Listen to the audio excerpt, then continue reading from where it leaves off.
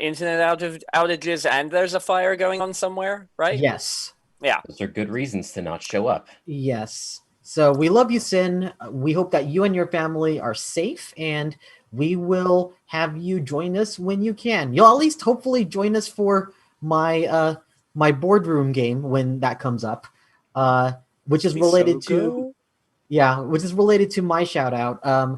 My shout out is to every person who has played in any of my games on Game Over Video Chat, especially a lot of these independent games that have never been tried, and a lot of the opportunities for new players to actually have their first time playing on live stream was on that. But now we have a couple of games that they have been so popular that those casts want to turn them into series. And so we're working on that. So shout out to all of my players uh, for those games. Yeah. And Good times. speaking of, sorry, go ahead. I said good times, and you can also find all of those episodes on this channel in various times and places. Yes, you can find all of those games under Game Over Video Chat on the VOD on twitch.tv/live action roleplay.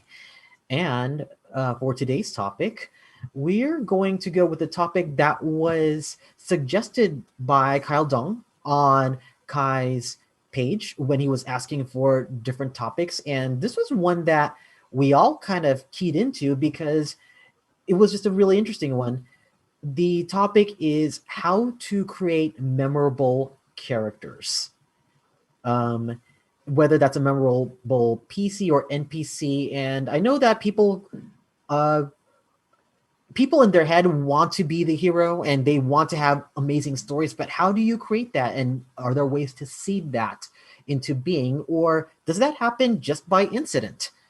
So that's what we're going to talk about today. Let's start off with the first. Our first question is going to be to the whole group. What is your favorite, most memorable character that you have played? And then I'm going to follow it with the second question is, what's the most favorite, memorable character that someone else has played? I'm going to start with Mike. So it's a two-part question. Okay. My favorite character that I have played. And that can include NPCs and stuff as well, because you do a lot of DMing work, don't you? Primarily DM. But I've played a lot of different characters. I think my favorite character concept that I only got to play a bit, and I would kind of like to return to him, is a character named Ronin, who is a literal samurai from actual feudal Japan. I've got this tying thread in a lot of the games that I DM. This interdimensional bar called the Always Inn that is pretty much a superposition of a bar, and it exists in all timelines and realities simultaneously, and sometimes you just happen to see it and be able to walk through the door. And his whole story was that, he was a Ronin in feudal Japan and came across this door, walked through it into this bar filled with like orcs and mages and giant chickens and cage fights and weird stuff like that. And when he tried to leave again, it didn't take him back home. So he's literally just sort of reality hopping, trying to find his way back home. And every time he goes back through the doors, he hopes that it's the last time before he's back in Japan. Awesome. What about the character that someone else has played? That was probably in my friend who is also named Mike, that I played in a Descent into Avernus campaign with. And his character and my character ended up becoming like best friends. And he was literally just this super old man of a wizard, and he really, really played up the old man part, and he's had the voice and everything, and he was just adorable, and my character would have probably not died for him, but murdered literally anybody for him. Which is kind of what happened in the end, because he got corrupted by devils, and my character was like, nah, it's me and you, buddy. We're roommates. Let's have Spencer answer those questions. So favorite character that you have played and favorite memorable character you have played. favorite memorable character someone else has played. Oh, definitely. Memorable and favorite are two very different things. Yes. So memorable for me is not going to be a LARP character. It was actually, I was invited by a friend up in Seattle to visit his D&D table for one time. It was an ongoing campaign. I was just hopping in for one session, then hopping out and vanishing. And so the character I made was a halfling woman named Sweetie. And she was a like knight in shining armor, had like the like silver pauldrons, like went out of her way to, she had this true and deep belief that there was a princess that she was going to rescue, that like she was going to be the chosen one, that she was a valiant knight, what have you. That this was who she wanted to be. Stats wise, she was a barbarian. Her armor was like tinfoil. She was a performance artist and was part of a performing troupe where she did this whole act of being this like great and incredible knight. And the whole idea was that she's, you know, flawed from the start. She plays herself up as this incredible paladin, but really like just as kind of a halfling of anger issues who doesn't really know how to respond to other people around her. Only played her for the one session. It was a lot of fun. It was a lot of really funny antics. And I still get messages about her. This was like 3 or 4 years ago. Only there for one day. I still get messages. So that's why I'm pretty sure she's the most memorable. And then the most memorable I've seen someone else do, it was a new LARPer way back in Alliance. And he did a like #1 capital offense, like don't do this, you're going to regret this LARP oopsie. And he made a super edgy assassin character who didn't speak. And I think everybody knows that one guy who's come to LARP with a brand new character who says, I'm going to play an edgy assassin who doesn't talk. Everybody warned him. Everyone said, like, it's fine. You can like back up off this you're not talking thing whenever you want. No one's going to like. This guy stuck to it for 2.5 years. Oh my God. Didn't say a word at all. 2.5 years, never said a single word in character. Finally, after 2.5 years, he says something. It was the biggest moment that I've ever seen happen in that LARP. Just the long con for 2.5 years. Incredible. Wow. Please tell me when he said something, it was like the funniest stuff you've ever heard. Oh, it actually contextually was extremely funny. It was very unfortunate. Excellent. I mean, if you're going to be silent for 2 years, I really hope your opening line is a zinger. Right? Kai, same question. Favorite memorable character you've played? Favorite memorable character someone else has played? Okay. So I've been thinking about a couple of them, and honestly, I keep falling back on the radio host that I put together for a big like Dystopia Rising prequel one-shot that happened recently. And honestly, they're more of an NPC than anything else. But it was really fun to kind of plan out a lot of their identity, and a lot of their interactions were pre-recorded footage. So I wrote scripts. I had an idea of what certain things that were probably going to be happening at certain times. And then I did a lot of audio editing, and all of that process I was able to, like with sound effects and just a lot of fun audio editing, I felt I was able to kind of tell a very different kind of story with the character than I really was expecting if I was actually like fully like improvising them at the start. So I realized that they aren't, I mean, they were created as a roleplay character and they did do some roleplay, but the majority of their entire existence was kind of pre-recorded footage. So it might not count, but it was really interesting doing that on a lot of different levels. As far as memorable characters in like other environments, other games, and so forth, hopefully this doesn't seem cheeky, but actually Spencer is the player of a certain wild character by the name of Chooch. That is his nickname. His full name is Choo Choo Man. Thank you. Who is a post-apocalyptic you know what, Spencer, do you want to do a brief description? I don't know if I can actually encapsulate how amazingly weird and incredible this character is. One of my favorite things to do is to create characters that 100% sound like jokey, stupid meme characters on the surface until you meet them and realize they're 100% totally and completely serious.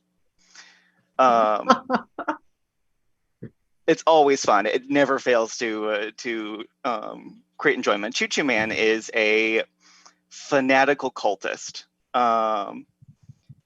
He's oh my goodness, how do you describe Choo Choo Man? His faith is focused on breaking the rails of trains and intentionally derailing trains as a metaphor for releasing oneself from one's own personal fears and things that would keep you down.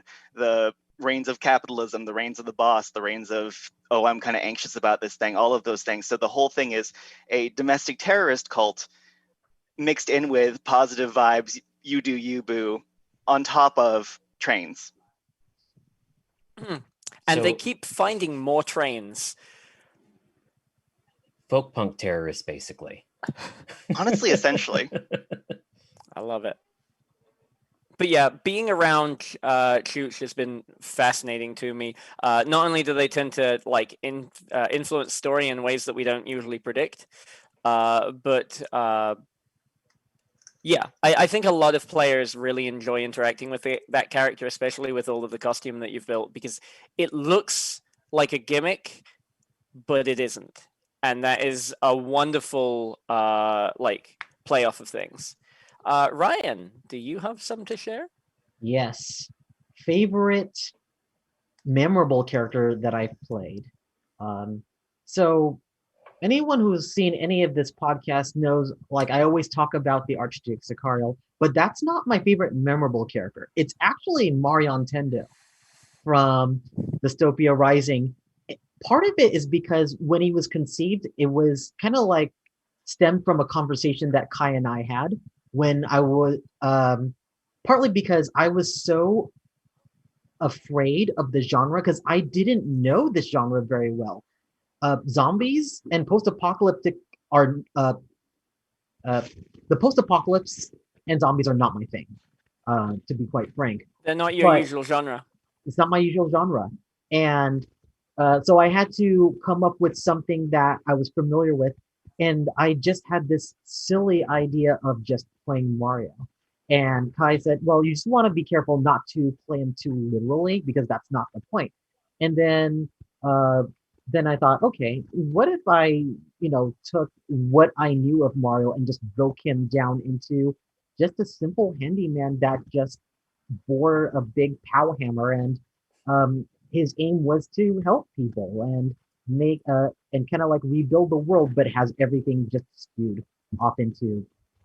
uh, skewed off into Never Never Land because he's been locked up in Barclay for forever. Or which is the equivalent of Berkeley because that's the opposite of Stanford. And my alma mater was UC Berkeley, so I take that with pride. Damn it. But it was a fun character to just play, and I really got to do a lot of things with Marion that I had never been able to do with any LARP character, like an hour of sneaking around, trying to rescue people, literally running from place to place to place. I'm not a super athletic runner or cardio person. I hate cardio. I will run as Marion. And I even got into romantic RP, which was not expected at all, but that was amazing. Hell yeah. Favorite character, Ryan, memorable character that someone else has played. before you do that, could I read something that I absolutely adore about Marion? Sure. So Marion is taken as an element of depth, and I think this is really important for our topic. Marion took a lot of the elements of the narrative of Super Mario and started trying to apply them into a more helpful or philosophical way. It's another reason. It's why I like Choo Choo Man, and I do also love Marion. And Ryan made these really interesting, vaguely post-apocalyptic and Mario-inspired kind of poems. Ryan, are you? I found it. Are you okay with me reading it out? Because I love this. Yes, because I don't remember what I wrote, so now I'm curious. Okay. Once there was a mushroom cloud. A dragon rose from sea. One brother fought his share of ghosts. The other fought in dreams. But then one day the dragon came and snatched the brother's peach that held the treasured shining star beyond the brothers' reach. The elder of the brothers took the brunt of dragon flame and swallowed death, became a whole, we do not speak his name. To fight our long dead brothers, we must be bigger than we are. To touch the dreams of mushroom clouds and reach the shining stars. And every time I say that, I get chills. Like, I, no kidding, have goosebumps right now. It's so good. That's great. Oh, Mm. thank you. Thank you. I mean, a lot of, again, credit to that one random conversation just trying to figure out what to play was, and again, thanks to Kai. That's the reason why Marion was created. Memorable characters that other people have played. I have a tie, and it's unfortunate it's a tie, but it's because both of these players are just so amazing. One is a character in Twin Mask named Shakes. Very memorable character for a player to be completely mute for 3 years of role play and not make it through saying out of character. This is what it means. Doesn't explain that at all. Does not use sign language. Is not literate. So everything has to be created. Luckily, the player Jordan is an actual mime, and Jordan has been on this podcast before. But like seeing everything he's done and leaving such a legacy and just such a memorable character is amazing. And I always feel honored that I play his brother, you know. The first time he spoke was not speaking. We were in the dream realm and he sang. And I wept for half an hour continuously because it was the first time my character Zachariel heard his brother Shakes speak. And it was a song. And it was just and then when I was crying, they were consoling me. Then everybody was crying. Like half of the room was just crying. And at some point, Shakes was actually crying while performing. It's like we were just so good. The other person who I want to recognize, one of the most memorable characters I've seen, is Vivka's portrayal of the Malkavian Cyanide. She played a Malkavian. She has never LARPed before. This is her first LARP character, and she was scared. She told me, I was scared to, can I do this? I'm like, yes, Vivka, you can do this. You're a performer. I will write you a character that is within your wheelhouse. You'll be fine. So she played Cyanide to the nth degree, and due to circumstances, became Prince in our game of Hollywood Forever. And everyone who's dealt with her has said, the weird part is beyond the crazy speech, she's not that crazy. And that is brilliant because she never at one point made her speech easier for people to understand, she kept being true to that difficulty of speech because that's what her character would do. And I've always admired Vivka's stick-to-itiveness to difficult role play and makes it look easy. That is not an easy thing to do. Oh yeah. Actually, one of the things that with both of the characters, Shakes and Cyanide, they had their own language that certain other players started getting really good at interpreting, and other characters and players were not getting it, either because they didn't have the time or the interest to learn it, or they're just busy in things. But like, I don't know how to speak Shakes, like Jordan's character.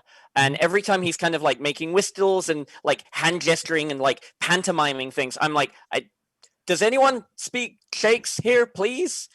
And the same thing with Cyanide, like was dropping these really profound statements hidden within the weird babble that the character was using.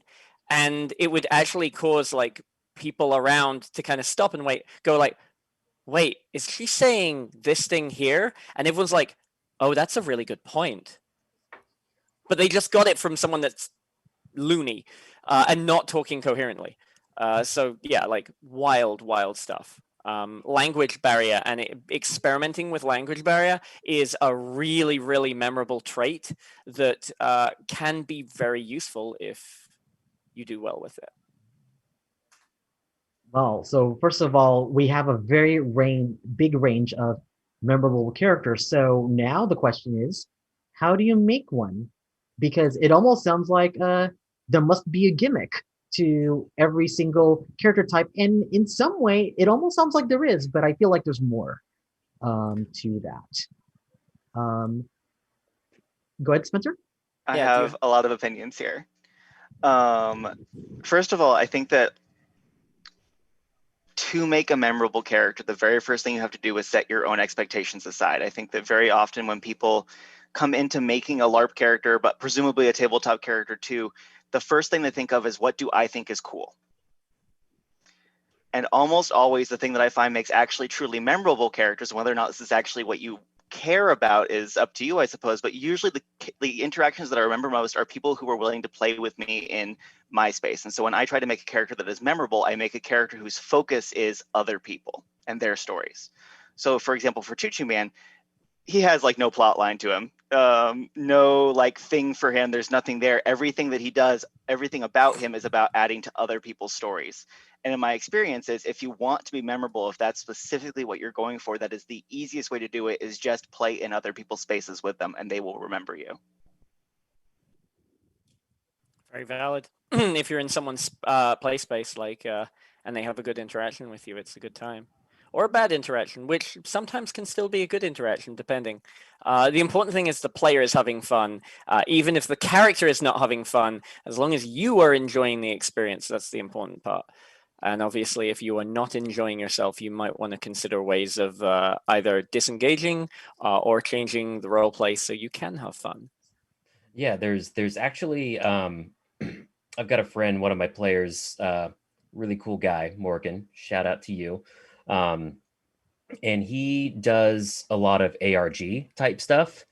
But he was reading this Altered reality, right? yeah, alternate reality games. He's really into them, just has the brain for that stuff. But he was reading this handbook. It's a huge handbook for some Norwegian LARP group. I can't remember the name of it, but it has this concept in it that I absolutely adore, that I fell in love with once I read it. It's one of those things that as a DM and as a player, I've always kind of known, but just to hear it put into words so simply, the rule is simply play to lose. Yes. Yes. Like it, that doesn't mean try to die every chance you get, but stop trying to win and succeed at everything. A good story and a good character has ups and downs. And if your character doesn't have any downs, then there's, there's no tension. It's like playing Doom with God mode on. Also, in a game where there is inherent risk, creating a character that has no risk and has no detriments, when those detriments come up, it is particularly painful, and usually draws people into painful circumstances they wouldn't necessarily want to be in. If I am convinced that my character is 100% a total cool badass 100% of the time, and then I flub a roll, or I don't beat Kai as an NPC, or fill in the thing here, that is going to turn from a fun interaction into a game-breaking, now I feel bad situation. Do you think creating characters that are meant to validate the player is almost like a dangerous move in that regard, where you're making a character that's cool because you want to feel that way, but when faced with something that doesn't make you feel cool, the bleed just becomes very, very big because it was based on the idea you kind of wanted to play something cool. I think that definitely happens for people who can't separate themselves from their characters in that way. Like, it's totally fine to live vicariously through your character, in my opinion. It's a power fantasy. You're meant to feel like a total badass sometimes. You're meant to ride that dragon and chop its head off midair and do the superhero landing when you hit the ground, But I think that there's definitely that line where if you cannot separate your character's failures from your own, or simply accept the fact that letting your character fail sometimes is sometimes the most interesting thing that you can do. I think that bleed definitely happens. I've seen it in plenty of my games with players who get too attached to their character and don't like seeing them fail. Mm. I feel like almost with certain games where you have like a little bit more freedom on things, like for example, it works in D&D if the party definitely has the resources to resurrect everyone if there's like a partial party wipe. Like that gives you that little bit of safety buffer where a failure that results in death or something isn't as tragic, or it's recoverable from. No one likes to permanently lose their character unless they really give that character a good send off. Just dying in the street because someone wanted some change is not a good ending for a character most of the time. Yeah, like I'm forgetting what I'm talking about. Sorry. I think there's an easier, using the big tough fighter badass is an easy example to use, but you see it in subtler ways too. I've encountered players who are very convinced that, especially for LARP where you don't have just roles to determine things, but who are very convinced that they want to play, say, a master manipulator or a ultra charismatic character or something like that. And just they put so much power into wanting to do that, but they can't quite pull it off. And it creates this like horrible cycle of turmoil. And for me as a player, when I meet somebody who clearly has this idea of their character that's not quite coming through, I'll go out of my way to like play in their space and play the way that they clearly want their character to be perceived if I can. But that doesn't mean that it's still not going to come up and still not going to be a problem. The other thing I think that just is important for creating a memorable character in general, at the start, all of our stories were people who had gimmicks, like we said, but those are also the stories that are easy to tell and they're easy to soundbite up. Most of the characters that I think of where I like go, oh, that character, wow, are people that are like very firmly grounded in a base of reality where they feel like a real person and they have a real context and a real existence. And you can't really have that when you're a one note, power fantasy of some sort or another. There isn't a realness there. There's I want to be this mismatch of characters I've seen and I want all the good parts. That is super super true, and I think it actually leans into something I'd love to talk about, especially over this topic, is the difference between an archetype and a stereotype, because those two things a lot of people confuse, and the less you confuse them, the better. A player should always try to create an archetype rather than a stereotype. But before I'd like to hop into some of the interesting things I know around that, do any of you three have any comments about like archetypes, stereotypes, that type of stuff? I mean, I think that there is just like there's value in using gimmicks to create a character that can then be fleshed out further and become a really good character. Stereotypes can also be utilized in a similar fashion, where you can create a character based on a stereotype with the intention of subverting the stereotype in some way, or at least, being self-aware of the stereotype and playing it up. I think a really good example of archetype versus stereotype is Conan the Barbarian. Conan the Barbarian is the archetypal barbarian. When you think barbarian, I think most people will picture Arnold Schwarzenegger Conan. And then I think the stereotype that is in that same vein is the really, really dumb but really, really strong barbarian. Who runs around half naked, grunts a lot. Yeah, just wants to kill everything. When it's like, if you look at at Conan, who is the archetype, Conan was actually quite intelligent. He was a master tactician and knew what he wasn't capable of, and had allies who he would put in the forefront to do the things that he wasn't able to do. Whereas most big dumb smashy barbarians are just going to be like, I'm going to hit it until this problem goes away. It's true. Spencer, do you have any comments on that? The other problem, especially with stereotypes specifically, is it has to be really careful. If you want to take a stereotype and you want to lean into it, you want to do something with it, you have to be careful that it's your stereotype to take. I ran into this almost never happens. I finally encountered a tabletop game where somebody was playing a trans character. This almost never happens. People play characters that are different genders from themselves. Mhm. People almost never play trans characters. Mhm. And they did a really respectful job of it. I want to start off by that. But every once in a while, there'd just be something that'll come up where I'd go, and it would just like sort of smack me in the face.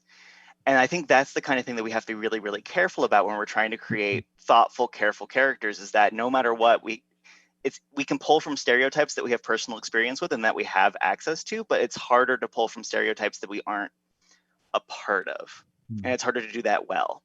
I think we see this a lot, especially around like East Asian stereotypes and LARP is a huge thing that happens all the time. And I don't think people come in intentionally meaning to be, stereotypical or cruel or mean. I think they intend to come in being cool. There's a lot of things that are really exciting and aesthetically appealing about a lot of that stuff. And because it isn't really our culture, it looks different and you feel like you're being a badass because you've got this individuality that others don't have necessarily. Absolutely. And it's so hard to identify and it's so hard to recognize personally, because if you don't know, then you don't know. And that's just the way that it is.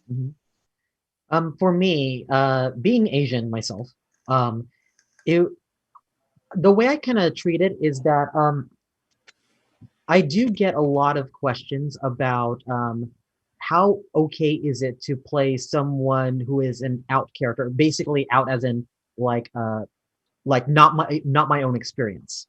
For me, it's a matter of um, like intent, and like you're not, and if you don't get everything 100%, that's totally okay, as long as you do like a little bit of research, as long as you try uh and do some background into your character, then for me it's fine, because what's ultimately important is that there's that these characters are kind of rooted in some kind of realness rather than a set of traits.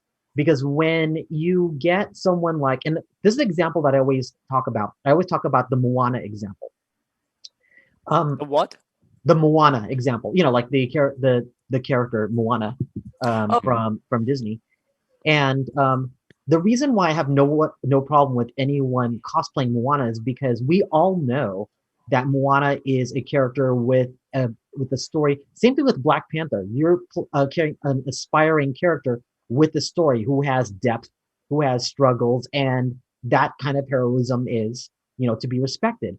But when you start cosplaying as someone who is Mexican, and Mexican is defined as, the sombrero with the beans and the cucaracha, it's like now you're taking a bunch of stereotypes and putting them into a person, and that is not okay, because you start getting into all of these things that are not rooted in like a real experience. You're just taking images on what you think is cool or what you think is that ethnicity, and making that into a character, and that's not a character, that is the stereotype. When you're rooting it in real characters, when you're reading it in stories, when you're rooting it in experiences, it does make playing another character that much richer, because you are rooting it something. I saw one LARPer who was white, and he was playing Hawaiian. And when I was role playing with him, I was really impressed with his accent, his mannerisms. And he said, it's because I listened to a podcast for several weeks on how to speak pidgin English. And I'm like, oh my God, like the way he conducted his mannerisms uh, was just impressive. Just again, if you do your research and you give your character a heart, is another thing. Make sure that they exist in uh, they exist and are in existence unto themselves, and not just a set of traits. And that becomes a really interesting character if you're going to play someone that is not your own experiences. And know that you will make mistakes on occasion, and then you learn and you adjust. That's what you do. You adjust right away. But if you also have concerns, talk to someone in that experience, and they can advise you. That's really good. Yeah. I like that a lot. Yeah, I think like what it comes down to is the respect for the culture that you are pulling from. Stereotyping the culture bad, appreciating the culture good, basically. Yeah. One of my favorite descriptions of the difference between archetypes and stereotypes is that a stereotype is an oversimplified representation of a character. They're very flat. They're very two-dimensional. They don't have depth. And whenever you're making a character that is going to be something that you play, something that you want to enjoy, that you want to breathe, it needs to be more than a piece of paper. Um, an archetype, on the other hand, is a prototype of a character. It is the base on which a character can be built. So a couple of very clear, obvious examples of archetypes are, for example, the roles in a movie. You have the you have the hero archetype, you have the villain archetype, you have the wise man archetype, or so forth. The mentor, and so. D&D classes are often archetypes, and then you do have a stereotype attached to it, but it can be a more pure kind of like this is a person who does this. This is their job description, and then you build up from it from there. A stereotype or an archetype on its own is not enough. I think you're on a good start with an archetype, and a lot of people do settle on an archetype before they start anything, even if they don't realize it. But yeah, stereotypes are usually best avoided. Um, yeah. Yeah. I think there are times when people are making these characters with the best of intentions and don't realize that they've made a stereotype. And I think maybe the easiest way to solve that is using Kai's example of are you making um, are you making a wizard or are you making a gay person? That's the best way to describe it. If your construct is I'm making a gay, like that's going to be a stereotype. A singular I am gay. making an identity, that's going to be a stereotype. If your plan is I am making an occupation, I am making a type of personality, then you can put a person's identity on top of that and then give that more depth. But don't construct an identity that never pans out well. Yeah, no, Even if you wanted to say, I want to represent these people, that's great. Represent that as a scientist, that would be amazing. Represent as an archaeologist, bomb. Represent as these stereotypes that you've seen in RuPaul's Drag Race, no, yeah. no, please don't. Please don't. I think think that that Oh, go ahead. sorry, go ahead, Spencer. I really think that cool is the trap. I really think that that is the base where people get stuck so often, because I think we look at cool and we start making a Pinterest board of what is cool instead of making a character. And I really think that that's where a lot of stereotypes lie, is because we start going, okay, well, this part is cool, but not that part over there. And then you wind up with this flat thing of all the things that look cool, and then there's nothing else. Without any of the substance. All flash, no substance.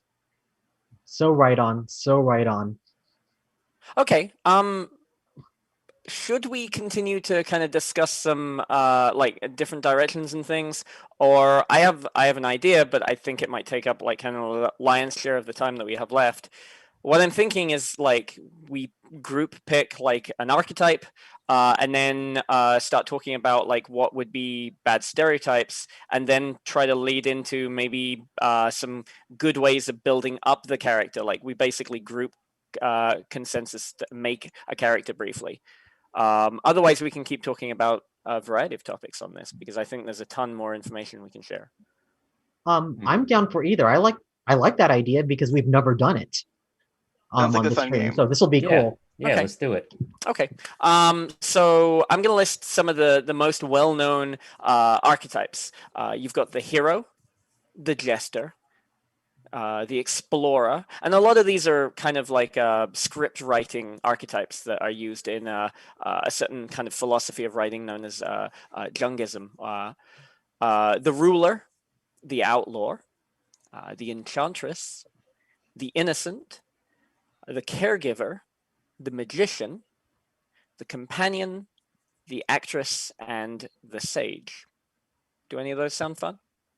I feel like the outlaw would be fun to explore. The outlaw is fun because I think there's a lot of opportunities for pitfalls there. Mhm. Okay, I like that. Agreed. All right. So what are some stereotypes that we probably want to avoid as the outlaw? Probably bandanas at the cover of the face, maybe. Or is that? I feel like it's I mean, less. I feel like that's a practical one. Yeah, that's Okay, definitely a that's fair. practical one. I feel like the problem with outlaw specifically is it leans itself into a lot of like lone wolf. I don't work well with others. You know, I'm a lone wolf. I'm a lone wolf. I ain't got nobody Problems. but me. My parents are dead. I'm on my Yeah. own. It's just me and the road. Like I Yeah, feel like that's really that's where it leans itself into. You that's just definitely described a huge Batman. pitfall. Mhm. Everybody is But Batman Batman. can work with others. Batman knows where he lacks and is able to accept help. He's part of the Justice League, my man. Mhm. Mhm. But yeah, that's a huge pitfall of outlaw characters, and pretty much every rogue or every edgelord rogue character in D&D falls into that trap of I'm a lone wolf. I'm only here because I gotta be. And it's like, well, no, then actually, why are you here? You know, it's not fun for anybody else, and it's not fun for you. You're just this wall that role playing bounces right off of. And it happens constantly on LARP too. I think less so now than maybe 5 or 6 years ago. I think people have kind of learned their lesson. But even still, like, you come in, you're like, I don't talk to anybody. I'm mean to everybody. If you look at me, I'll kick your ass. Hey, why did nobody role play with me all weekend? Mhm. Yeah, I think the other problem with outlaws, and it goes this, and it's the same for writing the stereotype of an evil character, is we take all of the worst traits, like, oh, they come in and they have a gun and they shoot anybody on site that disagrees with them, and they come in and pillage and they do horrible things to the gender that they prefer, and they're just a set of bad actions Bad without any decisions. motivations. And it's like there's no reason for them to be that much of an asshole. They would be more interesting if they did have a motivation. It's like I'm doing this because our town has no money and I am robbing them. It's like, okay, that's at least an interesting motivation. But every bad villain has just does horrible things to get that reaction out of you, but there's nothing behind it. And that's what I hate about poorly written outlaws. I think there's also. Oh, go ahead. Sorry. I think there's two things that were mentioned that I think are really cool. One was something that Spencer mentioned. Damn, my memory has failed me again. Both of them were really good points. One was something that you mentioned, Spencer, that was something dead parents.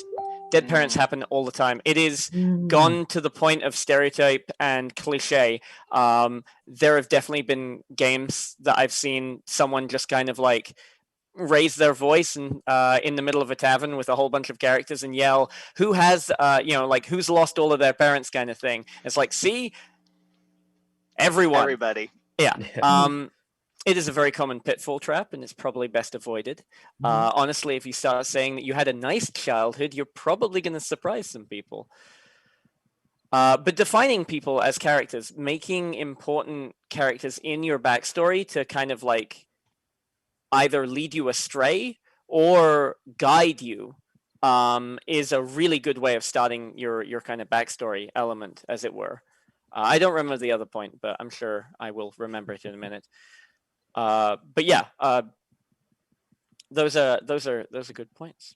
When I'm writing a backstory, I try to kill as few people as possible. At worst, I leave it ambiguous what's happened to them. And then I also try to leave as many open questions as I possibly can. And I try to never make it a finished story. It can never, because if you complete, like, it's a full arc, well, then now what are you doing? That's solid. I like that. I mean, like, Spencer, can we step into like an example on like one of your characters, for example? Sure thing. Go ahead. I assume you had an example. I do. So there was a character, like if you're playing in a game that has resurrections, then death can mean things and it can instigate change, so long as, that's kind of how the system is going. But whatever you do, successes or failures should shape your character's perspective of stuff. I remember that I was in a scene that was kind of inside Spencer's character's head, and it was kind of reliving some of the bad experiences that their character had as a child.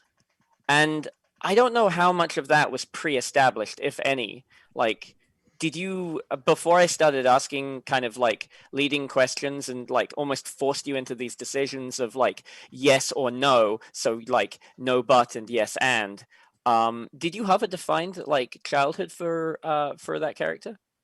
So the character we're talking about is Misha, and that was so in DR you're required to have a backstory pre-written for limited characters, which I was. I did not have a backstory pre-written. I had a vague concept of what I was doing. Originally, I was going to come in with a group of other people, and they all ditched me like the day before game. So the entire concept I had was based on the idea that I was going to be coming into this group who then weren't there, and I had to completely redo the character just like out of nowhere. So the what I've tried to do with that character, everything that we did in that scene, that was all off the top of the dome. That was all kind of like figured out with Kai. And then what I leaned into was already the base concept that I had was I grew up real life in the town that was the murder capital of the United States until 2008. And a lot of my friends from there wound up being trapped in cycles of gang violence, wound up, having horrible things happen to them. But one of the interesting things about living in that experience is it's very mundane. It stops being something shocking. It stops being something horrifying. It stops being something that you can like lie on the floor and be traumatized about because it's just so normal. And so when I created Misha, what I really wanted to do is lean into that of this is a person who has grown up in a poor neighborhood, has had these bad things happen to him, but it's not a like, this is my tragic, dramatic backstory. It's a, this is how life is where I'm from. Yeah, it's like the survival of it has not become the entire crux of the character. It's more just like your character is a survivor.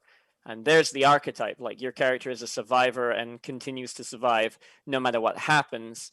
But yeah, like when we were establishing some of that backstory, I was asking pointed questions of, and I would phrase them more as statements sometimes, which allowed Spencer to kind of argue with me or correct me in things. And that was all kind of the idea that he could do that was pre-negotiated, and it was very much what I was hoping for. But when someone starts asking you about your character's backstory and forces you into a situation where you have to answer, you'll be surprised what you can improvise sometimes, and sometimes you'll make a bad decision. Other times not so much. But like if I'm asking Spencer's character, like how was your childhood, or like were you bullied, or things like that, it starts becoming a lot of resource that you can emotionally pull from and you can imagine. And the more you can do that for your character, the better. So giving that depth behind the scenes. The more solid your character concept and baseline idea is, I feel the more easy it is to pull those pieces out of a hat. Like, obviously, I don't have a clear concept for every single little piece of everything, but because I have a very strong baseline of this is where he's from, this is who he is, this is how he is, whenever a weird example or weird situation comes up, I can pull something out of there. Yeah, absolutely. Like the that strong baseline for your character's backstory and at least who they are as a person, like that core identity, can inform so much because you can't think of everything. It's the same as world building when you're running a game in your own homebrew world. You could spend years and years working on it and never think of everything. It's best to just get that baseline there and then let other people run around and play in that playground because you will learn as much as they do. And the same goes for your characters. You don't have to have a detailed timeline of their entire life, but if you have those major experiences and where they come from and whatnot, when someone asks a question, you'll have a much better chance of coming up with whatever the answer is. The nice part about having an outline of your past rather than fully formed structure is that if you have been playing in the LARP or in the role playing game, you now have opportunities for other people to come in and go, "Hey, I was this in your past," and it's like, yeah, there's room for it. Come on in, you know. Or you might encounter, just as Kai said, through the grave mine scenes, like things that uh, you've only touched upon become fully fleshed. It becomes more interesting because it is a discovery within your backstory. But both sides of whether discovering in your backstory or inviting other people to play in your backstory is just a wonderful, unique uh, thing that you can get in your stories if you leave those outlines and gaps open. Once you've cemented everything, you can only go forward and there's no time to reflect. I Right. very, very, very much like Mike. The piece of advice that you said about like basically boils down to like it's okay not to have everything in a backstory established. Like that's a very important thing, and being willing to embrace the opportunity of things coming up. Like it's a good thing. If you're LARPing and you know a few people who already are LARPing in that game, or if you are playing in a D&D game and you know your DM or you know your players, try to talk to your the other people playing or involved in the game with the idea of establishing something called character ties. It is by far and large the quickest way that you can start giving some depth to your character. Um, Making up some stories of things that you and this other person have gotten up to, be them good or bad. You can have nemesis, you can have villains, or you can have allies and heroic friends, or just some guy that you went to the pub with, several times. Uh, Making stories and like having some idea of what you've done with someone again helps kind of flesh out and build everything. I love situations where you can world build either within your character or outside your character when you're creating something more on a game running experience where you know enough kind of loose like archetypal elements of the character, be it a nation, because a nation can be kind of like a character, or an individual person. But these groups or singulars will start doing things that seem logical to you. Like you can predict what they're going to do. It makes sense in your head that, oh, if X happens, then they're going to respond with Y. And the more situations where you find you've got those kind of like archetypal facts established in your character, the more you'll find that your character sort of plays themselves or writes themselves. And I personally always chase after that whenever possible.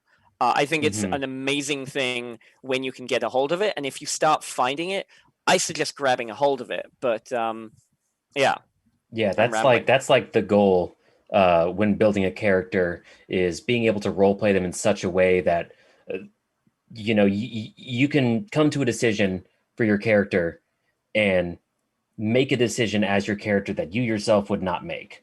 A lot of people tend to play someone who aligns with their own moral views and worldview and whatnot. But I think if you want to make a really interesting character, and it kind of ties back into that play to lose mindset, your character is going to make some bad decisions. Your character is going to do something selfish sometimes that might hurt other people or negatively affect other players. And don't take that too far. Don't just become the bad guy and set off the nuke and kill everybody. Mm. But give your character that room to do something that you yourself would not be comfortable doing, um, within reason, of course. Uh, because I think that that's the sort of thing that can inspire really, really great inter-character role play and have effects on the story going forward. Like, you made this bad decision and you let the bad guy go because they're a childhood friend of yours and you hadn't realized that before, and you couldn't bring yourself to kill them or capture them. And now you've created a whole lot more problems for the world because the bad guy is still out there and it's your fault. And do you tell your party? Do they know? Do you keep that secret? How long can you keep that secret? What happens when people find out months down the line? Yeah, feeling like you're a character having a sense of responsibility for something that has happened in the past, and that being kind of a shaping point. Like, depending on how they act with that shaping point, I think that can add a huge amount of depth to a character and a sense of purpose. Working with event runners and or your dungeon master or other players to have these like potential like distant goals that you can try and aspire for, or maybe you're not trying to aspire. Maybe you're not trying to fix your problem. Maybe you're trying to run away from your problem because you fucked it up the first time and you don't want to try it again. That is a very human response, by the way. You Mm-hmm. don't have to be a hero, but you should always consider what your actions are doing to make sure that you're capable of that everyone present is capable of having a good time. Yeah, And I realized, absolutely. yeah, I realized that we weren't really focusing too heavily on our like sample outlaw kind of character. Like we've just got a lot of interesting kind of factoids and things. I'm not terribly upset about that, but I think it might be kind of fun in the future to do. If we plan it out a little bit more, or like dedicate time to it, I think that might be kind of fun to bring everyone back and try and make some dumb, fun character, or deep and interesting.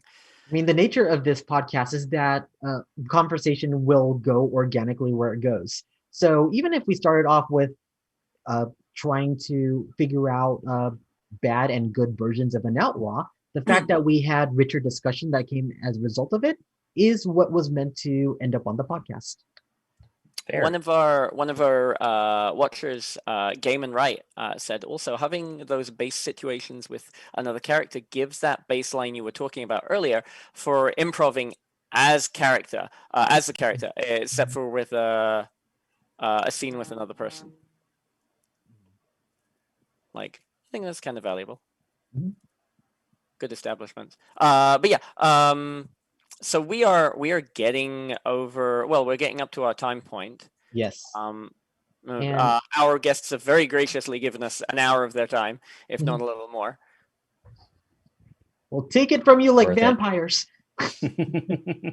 But there is one thing that I would like to get from this roundtable, and what's one piece of advice that you would give to someone for the topic how to make a memorable character? And I'm going to start off with Spencer. I'd say the very first thing is oftentimes you come to a table with an idea kind of already present in your head. Putting it aside and really embracing and looking into and like swimming in the lore and the genre of the world that you're going into, because you can find a lot of opportunities to create a character that lives and exists and is real within that world, because that realness is what brings that memorability. Ooh, I like that. Nice. Yeah, I would just kind of echo that, and that's whether you're going to start with just an archetype, whether you're going to start with a gimmick or a stereotype for a character, make them real. Like it's okay for a character to be a stereotype if they are a real character, if they feel like a real person who lives in this world that we're all sharing together. A lot of good can come from that. Ooh. My piece of advice would be to pick a niche. Like that's slightly different from a gimmick. So what I mean by that is in a game that I've played before, Super LARP, there were heroes, superheroes, and there were super villains. For whatever reason, that neither of those appealed to me, so I decided that I would be the male Lois Lane. And I actually took that opportunity to interview both of them and talk to the public with all of my followers and explain, so how are you threatening the town? And then get the recording. And then, so how are you planning to save the town? And then over time, I ended up playing them against each other by accident. And I realized, oh, I can play them against each other. Hot. So that was, and I consider that a niche. A gimmick is I always juggle with these balls. Maybe that's not the best example of a gimmick, but that it's sticking to like one trick that you're hoping to impress everybody by. Sometimes a gimmick that we're not aware of is sometimes we spent $600 on armor and we have to wear it because we spent $600. We Yep. must make a costume or character based on that when the role play or the LARP may not be well suited to you wearing armor. So I understand the idea that some people want to make characters from a strong costume choice, but it ends up being a gimmick if your character is flat. Yeah. Like, absolutely in Twin Mask, my character's gimmick is his giant hat. Like, he's got a witch hunter hat. The character isn't a witch hunter. In fact, he's more a vampire hunter, so I lean more into the Van Helsing style. But that is a gimmick. Sicariel's goblet is a gimmick. Misha, I would say either Misha's mask or giant radioactive door shield is a good example of a gimmick. Mike, I haven't met any of your characters, and I feel that that is unacceptable, and in the future we should game together. We absolutely have to game together. We've never had the opportunity. So with the embracing of the world around you, I think that is by far and large the best piece of advice that you can ever give someone that is stepping into a new game. Embrace the lore, embrace the world, and learn about it. Because not only will your character seem more realistic because you know about the world, but also chances are you're going to find things that inspire you. Go, oh, that's really cool. Oh, I hate those guys. I want to be against them. They're going to be my enemies. Or I love those guys. I'm going to side with them. Like there's so much potential when you jump into the lore side of things. Very, very, very good stuff. I think another step with that is also try to balance your perceptions of what you as a person are capable of and what your character is capable of. And yes, sometimes if you're playing a more physical game, you do have to consider what your physical body is able with. Or if you are cripplingly anxious talking to crowds, work into it, ease into it. You can't just jump into the middle of it and expect to do well because you're playing pretend. That takes an astounding amount of confidence and like acting. And if you're capable of it, go for it. But do not like don't set yourself up to fail in situations. Like you can always turn things up, you can turn things down slowly, but if you set yourself on a certain level and you can't hit that level normally, then you are going to probably not enjoy yourself as much as you could. I would add to that don't be afraid of failure Mm. because it gives you an opportunity to succeed later. I still remember this one moment where someone who played Lady Amarantha in Twin Mask, and she wrote this beautiful oath to Solace when we became a nation. But I also know that the player was deathly afraid of speaking in public, and I asked her to please like say the oath, and uh, and the way that I got her to do it is, first of all, I said that what you wrote was so important. It was important for everyone to hear your words because your words will reach everyone. And you can hold my hand. I will hold your hand as she speaks. And at first, it was a little nervous, but over time, she was not fully competent, but she was able to read and breathe and perform until everybody was standing up and saying the oath with her. And I was very, very touched that that moment could happen. And this is not a moment, again, this doesn't mean push a person past their limits, but when possible, you can lend support and lift them to the role play that they can do. That is really eloquently put. Like that's much more what I intended. And thank you for like I can see how some of what I was saying was not exactly on target with that. Real quick, what I was trying to lead up to was personal knowledge. If you are a character that is stepping into a medieval world, try to consider what your character might know in a medieval world. If your character is a peasant, being a peasant that rebels against the nobility is very cliche. Everyone does it. Even if you think you're being edgy and a badass about it, it's one of the many pitfalls. it's not a bad thing to do, and you can do it. But if you are going to do that, then you should probably look into what's going on and actually find things that you're unhappy with. I have definitely, I play on a lot of nobles. I've had people angry at nobles, but when I challenge them and say, "What have we done to you?" they didn't think that far, and they were just having blind hate, which is not enough. Having good justification for something that is important to your character is a really good step, and realizing the difference between the things that you might do in modern society and what your character might understand or know in that universe, be it post-apocalyptic, be it fantasy, be it something entirely different.